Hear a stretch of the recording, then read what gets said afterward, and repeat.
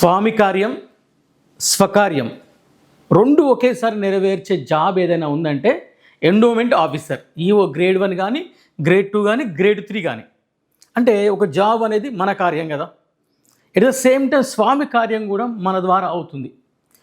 స్వామివారికి, అమ్మవారికి ఒక రోజు జరగాల్సిన పూజా కైంకర్యాలు అన్నీ కూడా చూసుకునేటువంటి బాధ్యత, స్వామివారిని నిత్యము దర్శించుకునేటువంటి బాధ్యత, దేవాలయాలను సంరక్షించుకునే బాధ్యత, సనాతన ధర్మాన్ని, సాంప్రదాయాలను రక్షించుకునేటువంటి బాధ్యత, వైదిక సాంప్రదాయాలను, వైదిక సంస్కృతిని, ఆగమ సాంప్రదాయాలను కళ్ళారా చూస్తూ సంరక్షించుకునే బాధ్యత, దేవాలయాలకు సంబంధించిన ఇనాం భూముల సంరక్షణ మరియు యాక్షన్లో పాల్గొనడము, దేవాలయాలకు సంబంధించిన ల్యాండ్ కేసెస్ ఇవన్నీ కూడా ఇంక్లూడ్ ఉంటాయి. ముఖ్యంగా ప్రజల యొక్క ఎమోషన్స్, సెంటిమెంట్ గౌరవిస్తూ వారి యొక్క సెంటిమెంట్కి అనుగుణంగా, మనోభావాలకు అనుగుణంగా ఎప్పుడు కూడా ఒక హడావుడితో, ముఖ్యంగా జాతరలు వచ్చినా, పండుగలు వచ్చినా, హిందూ సాంప్రదాయాల ప్రకారం ఎన్నో పండుగలు వస్తాయి.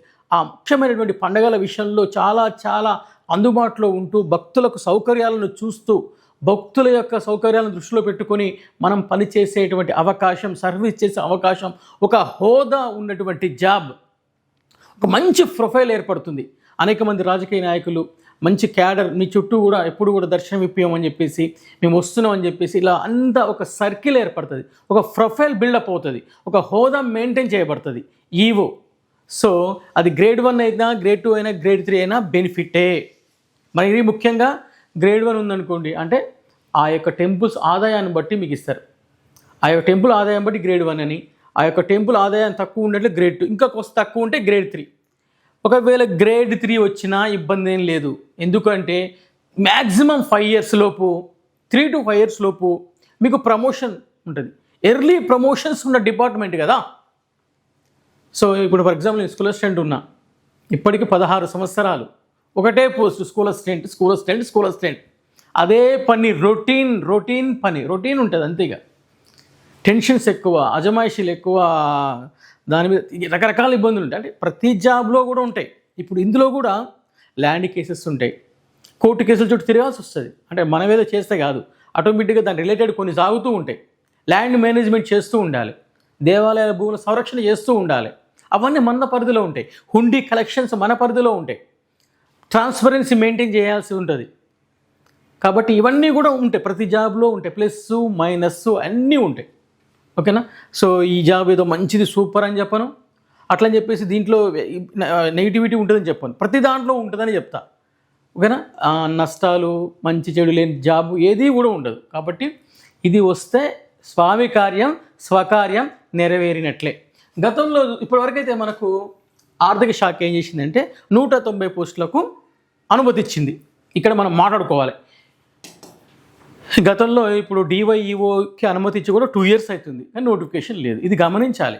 అనుమతి ఇచ్చింది అనగానే ఇక నేనేదో వస్తుంది నాయన ఇది ఎమ్మడి అని చెప్పను. ఉన్నది ఉన్నట్టు ఫ్యాక్ట్లు చెప్పుకుంటూ జెన్యూన్గా మాట్లాడేటువంటి అంశం గోనగన్నారెడ్డి ఛానల్కి సొంతం.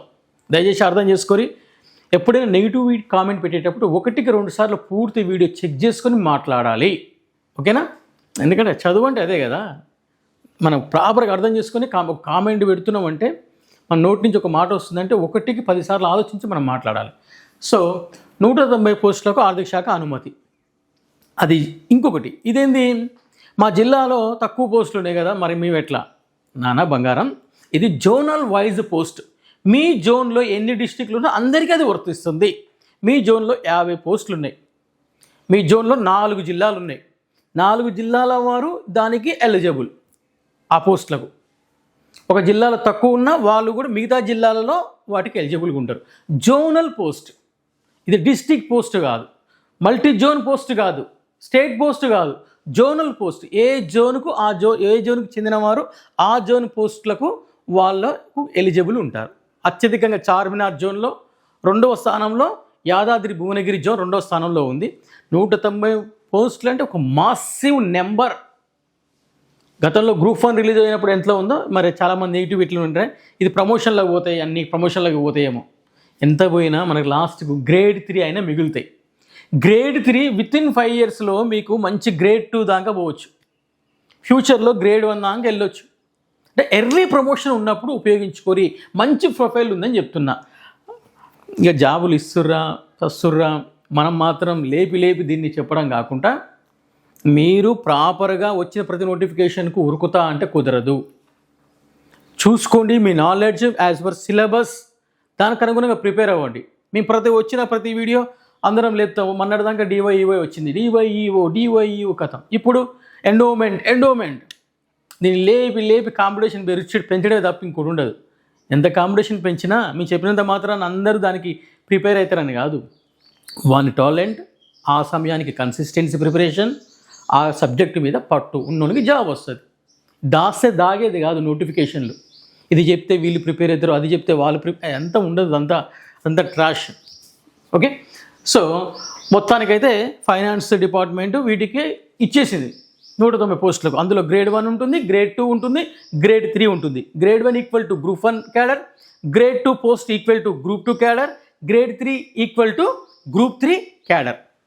ఇక గ్రేడ్స్, ఇది క్వాలిఫికేషన్ ఎనీ డిగ్రీ అండి. డిగ్రీ ఉన్న ప్రతి ఒక్కరు దీనికి ఎలిజిబుల్.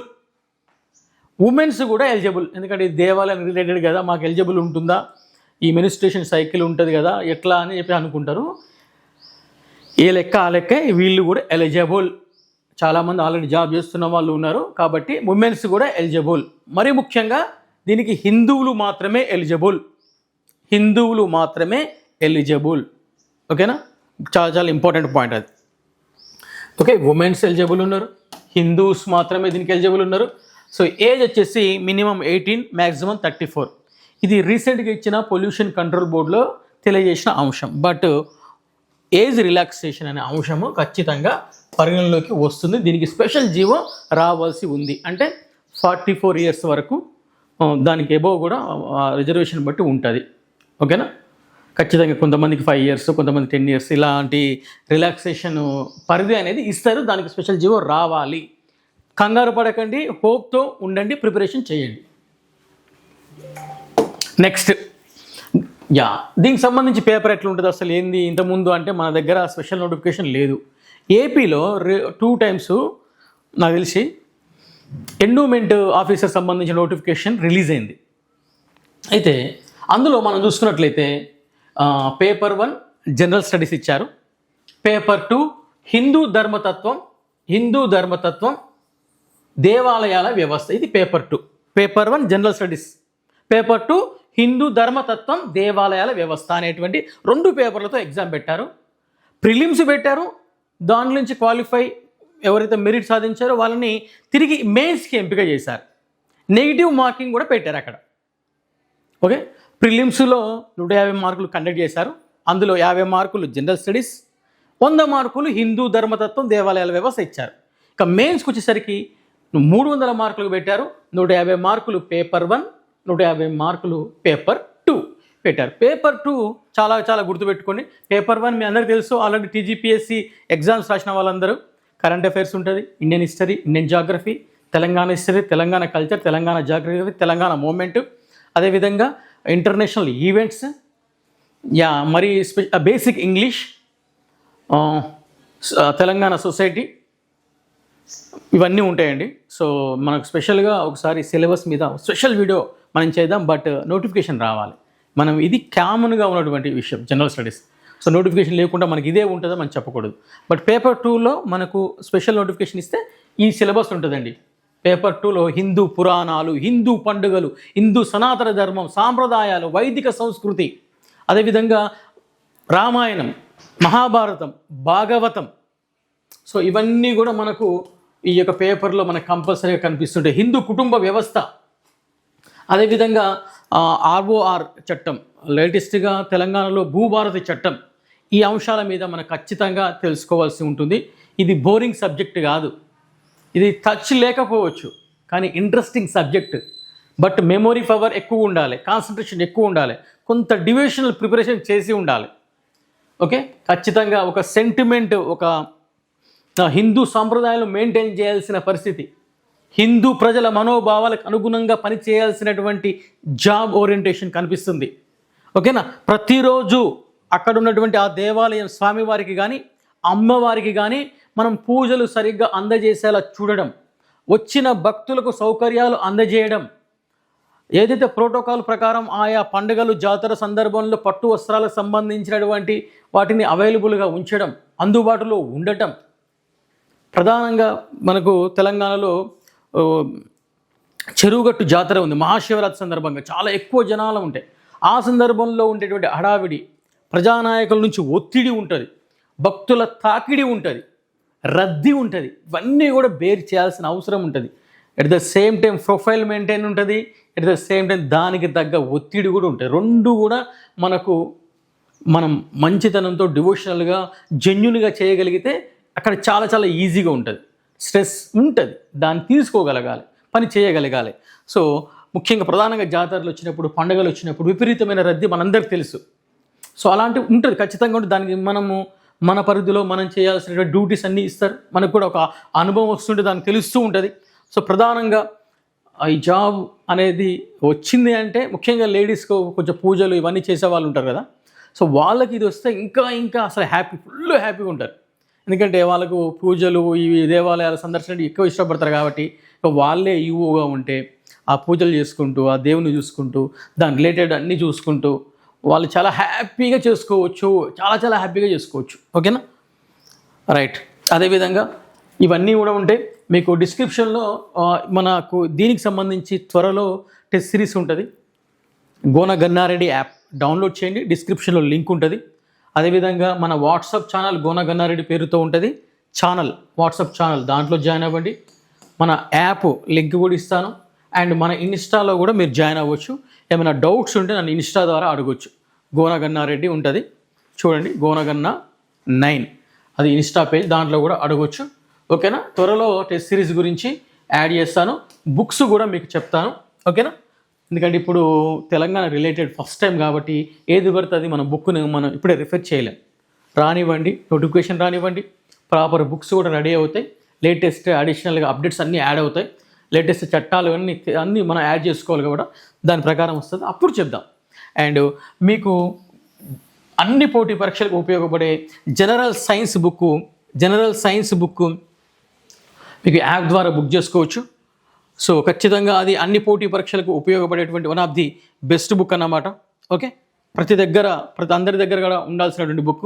అన్ని నోటిఫికేషన్లకు హెల్ప్ అవుతుంది. పేపర్ 1కు చాలా హెల్ప్ అవుతుంది మన Gona Gannareddy general science book. Okay, ఈ బుక్ మీరు యాప్ ద్వారా కూడా బుక్ చేసుకోవచ్చు. Okay, thank you so much మిత్రులారా.